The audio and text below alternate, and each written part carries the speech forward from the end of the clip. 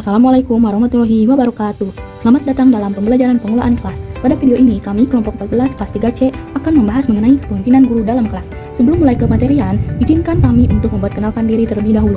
Perkenalkan, saya Firdaus Musyadat Asyifa dengan NIM 2403225. Baik, izin memperkenalkan diri, nama saya Muhammad Pesantana Putra dengan NIM 2408981.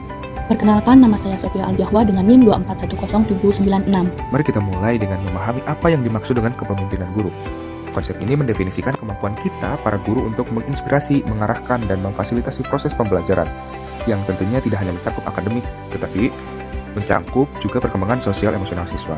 Kepemimpinan ini diwujudkan melalui dua tindakan kunci, yaitu menetapkan tujuan akademik yang jelas dan menciptakan lingkungan kelas yang benar-benar kondusif. Ini menegaskan bahwa peran kita adalah tentang memimpin komunitas belajar, bukan sekedar menyampaikan kurikulum. Untuk menjalankan peran kepemimpinan ini secara efektif, ada 4 kualitas utama yang harus kita kembangkan. Yang pertama, kita itu harus menjadi visioner. Sebagai pemimpin kelas, kita harus memiliki gambaran yang sangat jelas mengenai kelas seperti apa sih yang ingin kita bangun. Dan yang terpenting, kita harus mampu mengkomunikasikan visi tersebut kepada siswa. Visi ini adalah kompas yang memberi arah. Nah, yang kedua, kita juga dituntut menjadi komunikator aktif dan empatik. Ini berarti kita harus mampu menyampaikan batasan dan ekspektasi dengan tegas namun tetap santun. Namun, komunikasi efektif juga sangat bergantung pada kemampuan kita untuk mendengarkan, menghargai, dan mempertimbangkan perspektif siswa. Empati ini adalah jembatan menuju kepercayaan. Nah, yang ketiga, kita adalah decision maker yang adil. Keputusan yang kita ambil harus berakar pada prinsip dan bukan dari emosi. Keputusan ini harus dilandasi oleh kasih, dan keadilan kita akan terwujud melalui konsistensi dalam penerapannya. Konsistensi adalah fondasi bagi terciptanya ketertiban di kelas. Terakhir, kita juga harus menjadi agen perubahan. Dunia bergerak cepat dan guru pemimpin itu harus fleksibel dan adaptif. Kita harus memiliki kemauan untuk mencoba pendekatan baru, belajar dari setiap kesalahan, dan secara proaktif menyesuaikan metode pengajaran kita agar selaras dengan kebutuhan belajar yang unik dari setiap kelompok siswa. Pada bagian ini, kita membahas strategi kepemimpinan. Yang pertama adalah membangun hubungan positif dengan siswa. Seorang guru perlu menunjukkan perhatian dan kedekatan, misalnya dengan menyapa siswa secara personal setiap pagi, menanyakan kabar, dan menunjukkan ketertarikan pada minat mereka. Guru juga dapat berbagi pengalaman kecil yang relevan dengan pembelajaran. Hal-hal sederhana seperti ini sangat berpengaruh karena membantu membangun trust atau kepercayaan. Ketika siswa percaya pada gurunya, mereka akan lebih mudah diarahkan, merasa nyaman belajar, dan lebih terbuka. Yang kedua, yaitu menetapkan norma kolaboratif. Ini sebaiknya dilakukan di awal tahun atau di awal pembelajaran semester.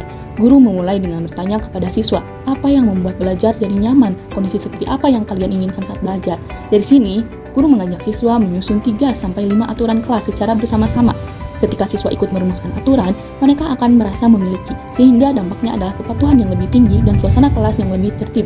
Mereka tidak hanya mengikuti aturan karena guru yang memerintahkan, tetapi karena mereka merasa itu adalah komitmen bersama. Yang selanjutnya ada kepemimpinan instruksional. Di sini guru berperan sebagai perancang pengalaman belajar. Guru merancang kegiatan yang menantang namun tetap dapat dicapai siswa. Guru juga bisa memberikan pilihan, misalnya memilih topik proyek atau memilih format presentasi. Pilihan ini memberi ruang bagi siswa untuk merasakan otonomi dalam belajar. Selain itu, guru memberikan umpan balik yang spesifik dan membangun, bukan sekedar memuji atau mengkritik. Contohnya, analisis kamu sudah bagus, tetapi coba kita lihat asumsi dasarnya. Pendekatan seperti ini tidak hanya memperbaiki pekerjaan siswa, tetapi juga meningkatkan kemampuan berpikir kritis serta motivasi intrinsik mereka. Selanjutnya adalah manajemen konflik. Konflik di kelas adalah hal yang wajar, dan peran guru bukan untuk menghukum, tapi menjadi fasilitator yang menengahi. Guru dapat mengajarkan teknik iMessage seperti saya merasa tidak nyaman ketika, sehingga siswa belajar mengungkapkan perasaan dengan cara yang tidak menyerang. Selanjutnya, guru memandu siswa untuk menemukan solusi win-win, dan strategi ini sangat penting. Siswa belajar kecerdasan emosional, kemampuan menyelesaikan masalah, dan menghindari pola saling menyalahkan. Oke, baik, selanjutnya kita akan membahas mengenai gaya kepemimpinan guru dan dampaknya. Mari kita bahas gaya-gaya kepemimpinan guru yang biasa kita temui. Setiap gaya punya ciri khas dan dampaknya yang berbeda. Oke, yang pertama itu ada gaya otoriter. Karakteristik utamanya ialah sentralisasi kendali pada guru dengan komunikasi yang bersifat satu arah.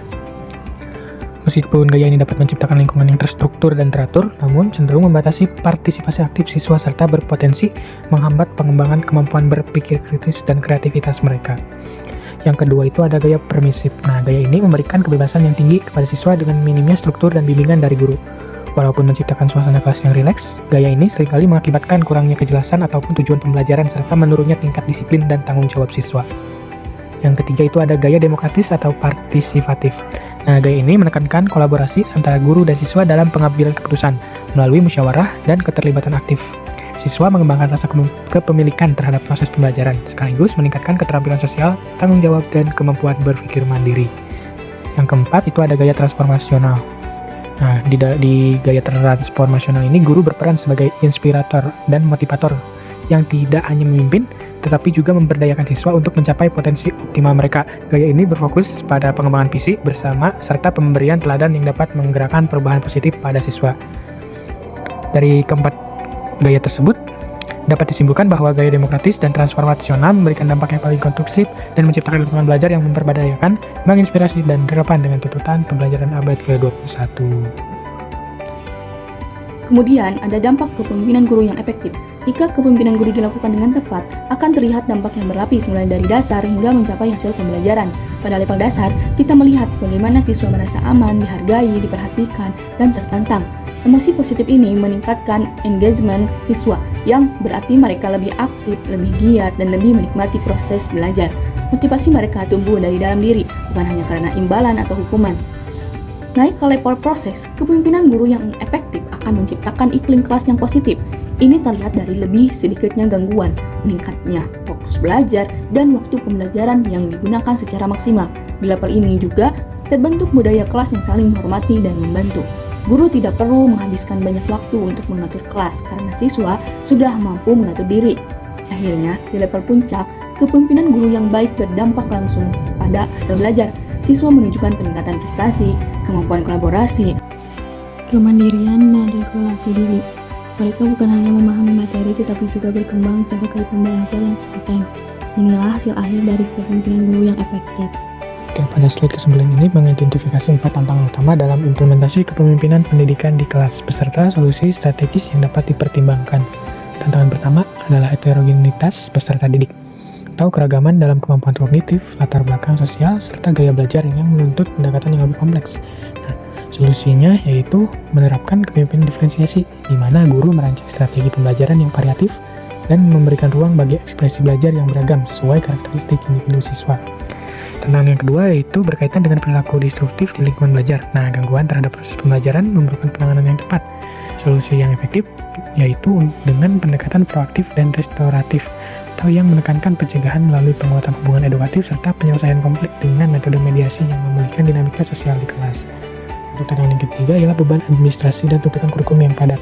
Hal ini seringkali membatasi ruangan gerak guru dalam mengembangkan kepemimpinan instruksional.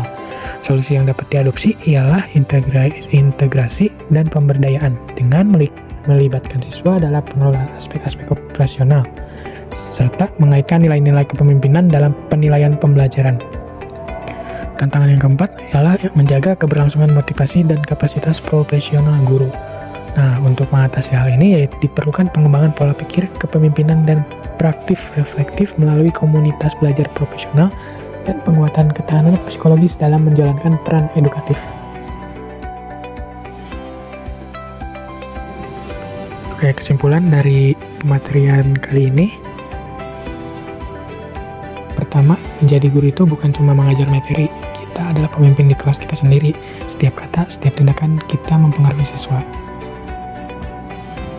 Kedua, kepemimpinan yang baik itu seperti menjadi pelatih tim yang baik, bukan memerintah, tapi membimbing, bukan mengontrol, tapi memberdayakan.